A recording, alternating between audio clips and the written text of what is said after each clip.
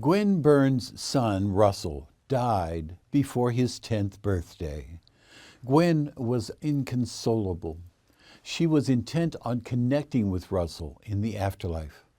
She visited a talented medium named Deborah Moore to see if she could connect with her son. She not only connected with him, but received volumes of messages from Russell through the medium. In this video, I provide an excerpt from Gwen Burns' book in which Russell describes life in the afterlife.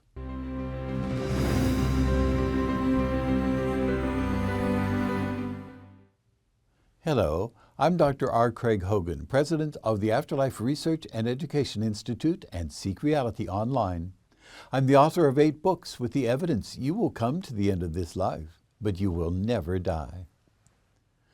Russell Byrne died before his 10th birthday. His parents, Gwen and Alfie, were devastated. They looked for support from the church to understand whether Russell was still alive in another form. They received no satisfactory help. So Gwen began her own spiritual investigations, and what she found changed her life. Gwen met with talented medium Deborah Moore. She connected with Russell. Russell was willing and anxious to communicate.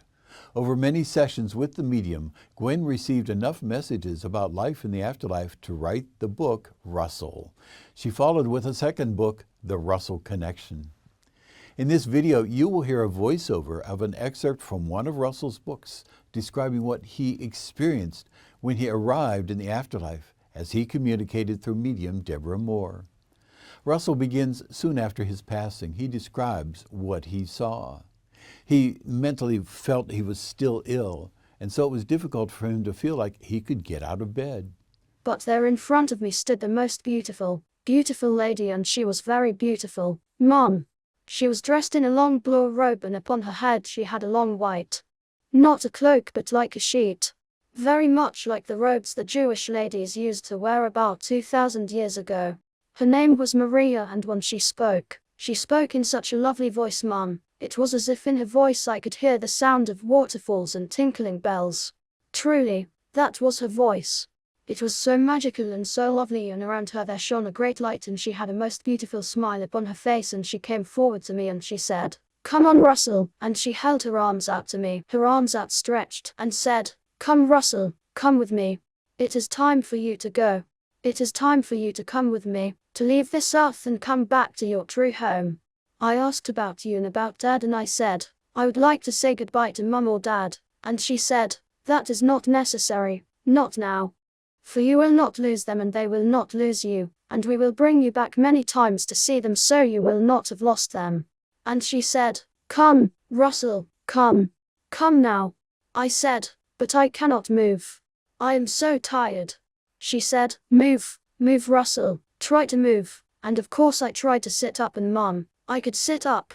I could sit up. I could swing my legs off the side of the bed and could wriggle down onto the floor, and I could walk towards this beautiful lady. I looked round and I looked behind me, and there was me. I was lying on that bed, and yet I was standing here just the same as I was on the bed, like a mirror reflection really, beside this beautiful lady. And I looked at me that was, and I looked at the beautiful lady, and I looked at me that is now, and I just didn't understand. She smiled because she could read my thoughts, you see. We didn't need language anymore, for in spirit, as you think it, so the person you think the thought to hears it, picks it up, like a kind of telepathy on the earth. That's the way we communicate. We have no need of language. So we think, so we know, against mind to mind. I looked at her and she knew and understood my perplexity. She smiled and laughed, and she gathered me up into her arms. I felt so happy, so free, because I wasn't tired anymore. There wasn't any pain. There was none of that awful tiredness. I was as light and free as the wind, and it was wonderful. She then said to me as she held me in her arms, "Now, Russell, we're going on a journey." I said, "But I'm very big. Are you sure that you can carry me on the journey?" "Oh yes," she said. "I can carry you." You see, I was quite big, wasn't I, Mum, for my age, and she was only she was a lady, but not a particularly tall lady. In fact, there seemed to be something very gossamer about her to me, and yet that lady picked me up in her arms as if I were a feather. Of course I know now that I was, because the power of her love picked me up. The power of her love held me close to her in her arms, and Mom, we went on the most extraordinary journey I have ever known, or had ever known up till then. For you see, this beautiful lady walked through the wall and through all the solid objects, and I went all through the solid objects with her. We walked through the walls, we just walked. Slowly, as we walked, I noticed that she was making me laugh, and she was making me feel happy and free and full of life. More full of life and happier than I'd ever been for years upon the earth, because I was free of the great burden of this knowledge that I was not long to stay. Do you know, she lifted me up and we walked, and at first we seemed to walk upon the earth, but as we walked I noticed that we were leaving the earth. We were literally leaving the surface of the earth, so she was walking on air and we were just walking. She was walking through space. She told me.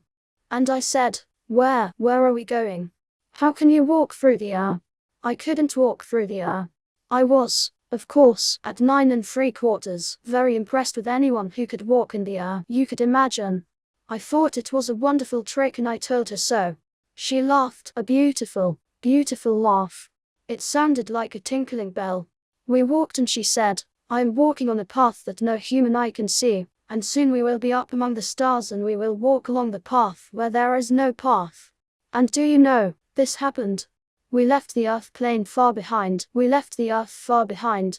We went up into the darkness of the night beyond the sun. We walked through the stars, and she saw a path. I saw no path, but she saw a path, and I said, does everyone do this? Oh yes, she said, we all walk the path. Then I saw the light, a very small light, in the distance, and we walked towards the light, and as we walked, the light, the light got bigger and I saw that it was like a tunnel. It was like a pathway through a tunnel and we had to walk through this tunnel, and at the very end of this tunnel there was a tremendous light and she walked on, and walked on and walked on, and others joined us as we walked. But I was so busy looking around, so busy staring at this lovely, lovely lady. I didn't really know who it was, but I recognized her, yet I didn't recognize her, and there seemed to be great joy. It was as if I'd come home. And of course I had. We were walking. She was walking. She was carrying me in her arms and we went straight towards the light and we passed through that light. I suppose it was out the other side of the tunnel and into this light, and into this light. Mom. We were dazzled at first, but as they grew adjusted to this great light I could see things. I could see people. I could see other children. I could see other people that were beloved of mine on the earth plane, waving, smiling, greeting. I found myself, Mom, in this most wonderful, wonderful garden and I can only. Well, it was like a garden. It was like a cross between a garden and a parkland like you'd find. That's the nearest I can describe it upon the earth. You know, it was a garden that was vast. It was like a cross between a vast garden and a vast park.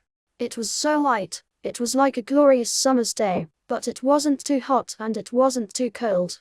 It was just perfect and there was such love in this place, such love, and the love helped me. I felt stronger, I was getting stronger in this lady's arms, with all this love around me.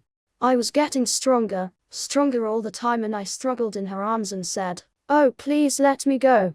Let me play over there. Let me explore all this wonderful place. Let me see where everything is.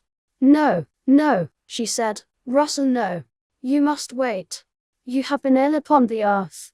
We must take you to a place that will heal you. Mom, this frightened me because the last thing I wanted to do was to go into another hospital. I'd had enough of those places and I struggled in her arms and said, not a hospital, and she said, no, it is not a hospital like anything you will find upon the earth, and it wasn't.